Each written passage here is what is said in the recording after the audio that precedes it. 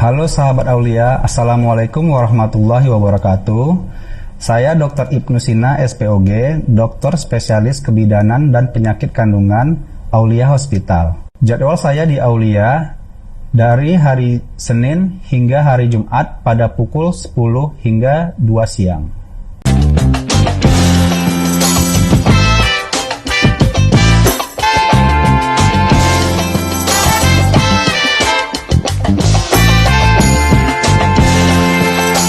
Di tangan saya saat ini sudah ada beberapa pertanyaan yang biasanya ditanyakan oleh ibu-ibu hamil di rumah. Nah, mari kita lihat apa saja pertanyaannya. Yang pertama,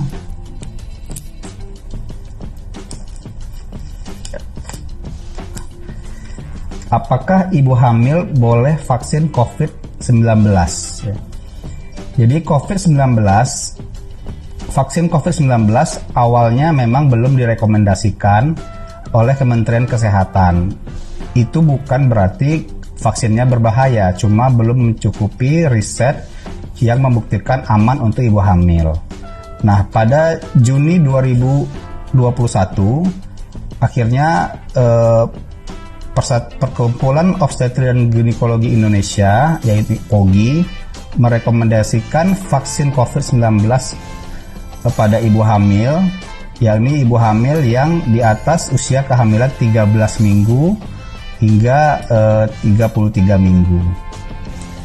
Tapi perlu diperhatikan juga keadaan-keadaan umum yang terjadi pada ibu hamil, misalnya ada penyakit-penyakit penyerta ataupun misalnya keadaan umum yang perlu ditunda untuk diberikan vaksin COVID-19.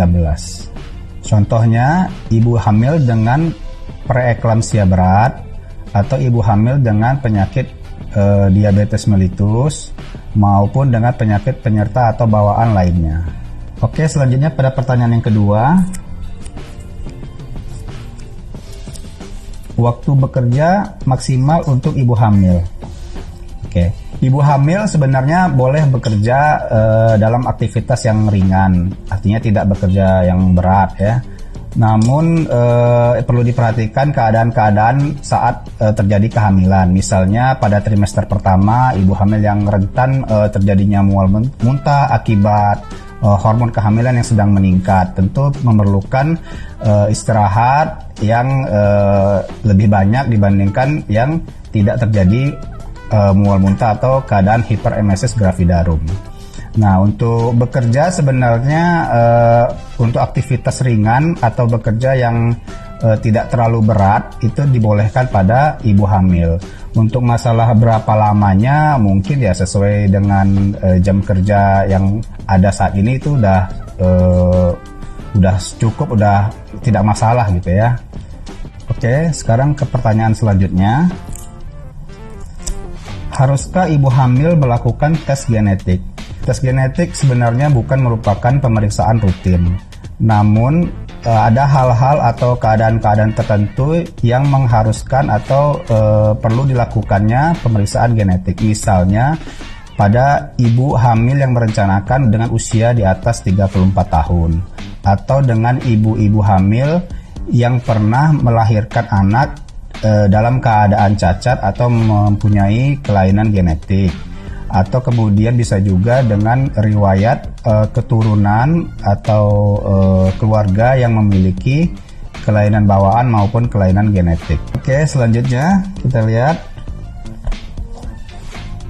Agak susah ya. Oke. Apakah sering kentut selama hamil berbahaya? Ya, kentut sebenarnya merupakan hal yang wajar ya, itu akibat peristaltik pada usus kecil kita sehingga mengeluarkan gas dari dalam perut kita.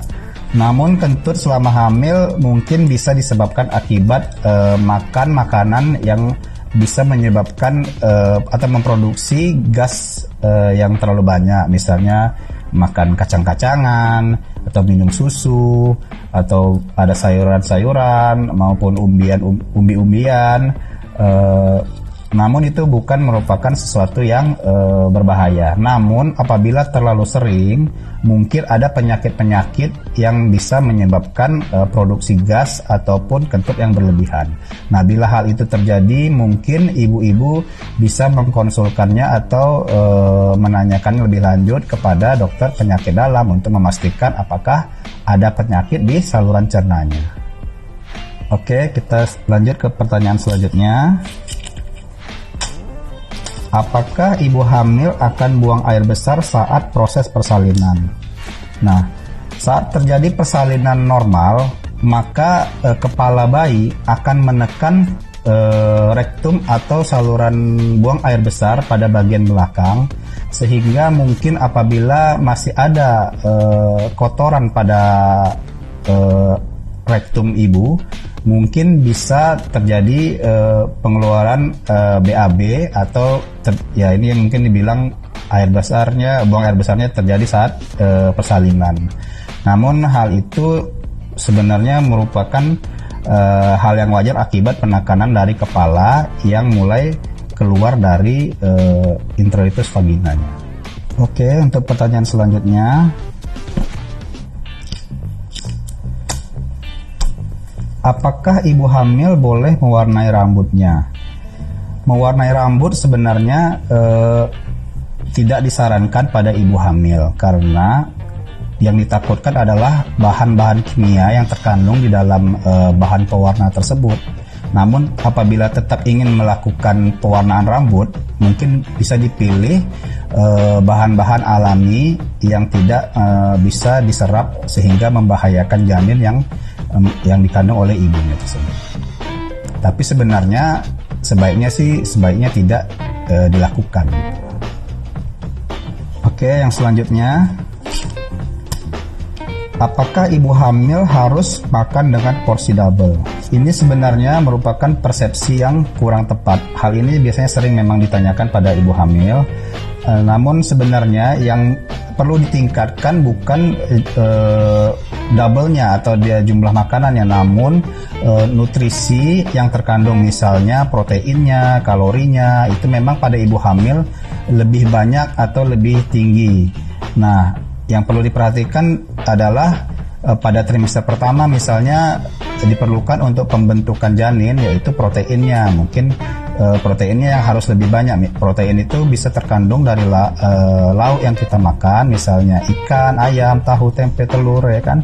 Kemudian untuk trimester kedua itu lebih dipilih makanan-makanan yang mengandung zat besi yang lebih tinggi, misalnya sayur bayam, brokoli, kemudian daging sapi.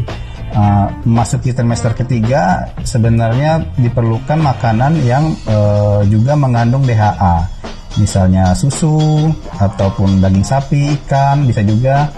Nah, namun sebenarnya selain makanan yang diperlukan ibu hamil itu yaitu tambahan suplemen ataupun vitamin yang bisa untuk mencakup atau memenuhi kebutuhan dari unsur-unsur atau nilai-nilai gizi yang diperlukan untuk ibu hamil. Nah dok, satu pertanyaan lagi nih dari ibu hamil. Apakah ibu hamil dan suaminya diperbolehkan untuk berhubungan seksual pada saat hamil? Kalaupun boleh, mungkin pada saat kehamilan umur berapa gitu? Wah, ini pertanyaan yang bagus ya. Ini sering memang ditanyakan pada pasangan-pasangan yang sedang mengandung gitu ya. Dan biasanya yang menanya itu suaminya gitu ya. Sebenarnya melakukan hubungan seksual saat kehamilan itu boleh saja. Namun yang perlu diperhatikan adalah apakah tidak ada kontraksi ataupun nyeri yang berlebihan pada ibu, ataupun tidak ada flek maupun perdarahan yang terjadi selama kehamilan. Nah, yang paling penting lagi, waktu trimester pertama itu kan masa-masa terjadinya pembentukan janin.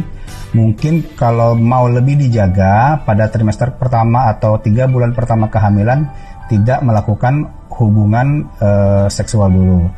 Namun apabila tetap dilakukan atau mau melakukan hubungan seksual atau hubungan seksual suami istri, mungkin lebih baik dilakukan istilahnya coitus interruptus, yaitu sperma sebaiknya tidak dikeluarkan di dalam gitu ya.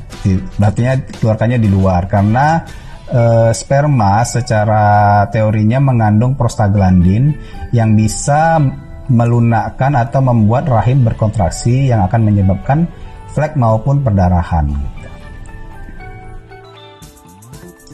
Baiklah sahabat Aulia, buat bunda ataupun ibu hamil yang ingin memeriksakan kandungan maupun memeriksakan kehamilannya dan masih ada mungkin pertanyaan-pertanyaan yang ingin ditanyakan pada saya di Aulia Hospital. Saya berpraktek di Aulia pada hari Senin hingga hari Jumat pada pukul 10 hingga 2 siang, dan untuk jadwal pada malam hari saya berpraktek Senin sampai Rabu pada pukul 7 hingga pukul 9 malam.